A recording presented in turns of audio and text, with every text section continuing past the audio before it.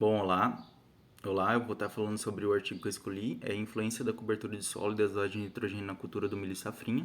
Bom, primeiramente a utilização da cobertura de solo e a adubação nitrogenada em cobertura no sistema de plantio direto, além de uma prática benéfica de manejo de solo, né, também é uma prática essencial para a conservação do solo, porque ela também permite auxiliar na disponibilidade de nutrientes para as plantas sucessoras, isso devido à capacidade, né, a gente já sabe da capacidade das plantas de cobertura, do seu sistema radicular na sua ciclagem de nutrientes para posterior utilização da cobertura de interesse, cobertura não, da cultura de interesse. Bom, o experimento ele foi conduzido no Núcleo Experimental de Ciências Agrárias da Universidade Federal de Grande Dourados.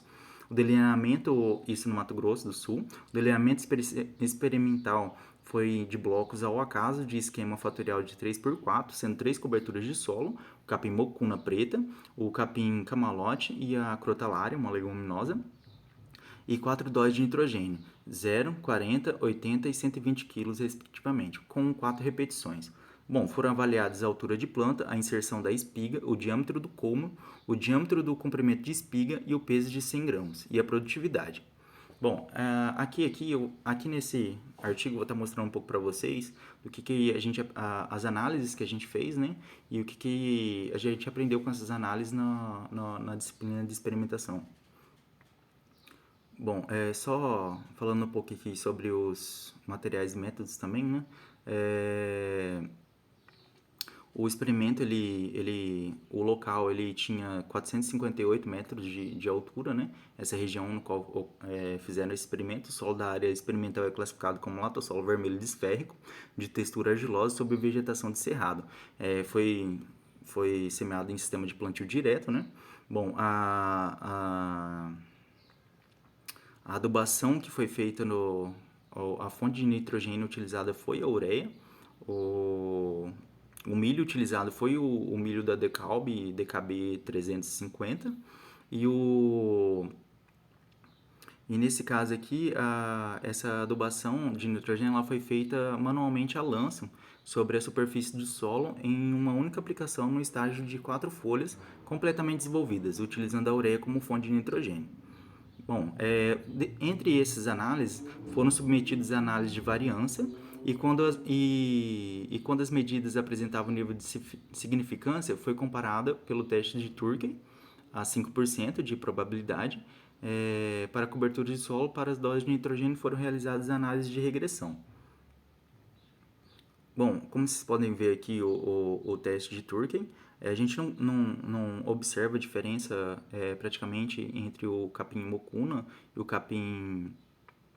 o capim camalote em relação à questão do diâmetro do diâmetro não, em relação à altura de planta, altura de inserção de espiga, número de, de grãos por espiga e nem a massa de 1.000 grãos. Bom, como vocês podem observar aqui, na altura de inserção de espiga a gente tem um modelo quadrático de regressão, enquanto o número de grãos por espiga e a massa de grãos por espiga são modelos lineares crescentes, como vocês podem observar.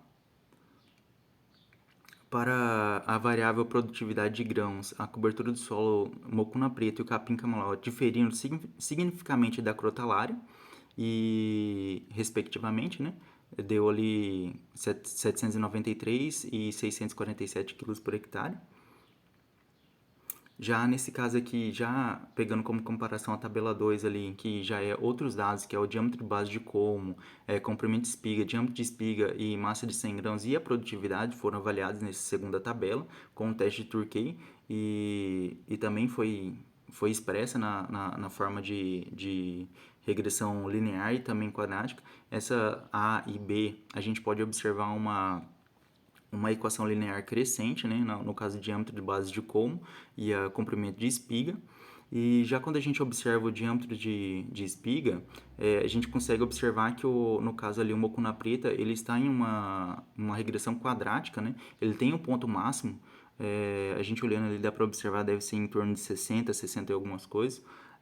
Já no caso do capim-camalote e da crotalária, a gente consegue observar uma equação linear crescente. A mesma coisa ali no caso da produtividade, né? Na produtividade a gente consegue observar que o capim-camalote ali, um ponto máximo também, é uma regressão quadrática naquela parte. E em relação ao mucuna preta, a gente consegue observar ali que ele se encaixa como uma equação linear crescente.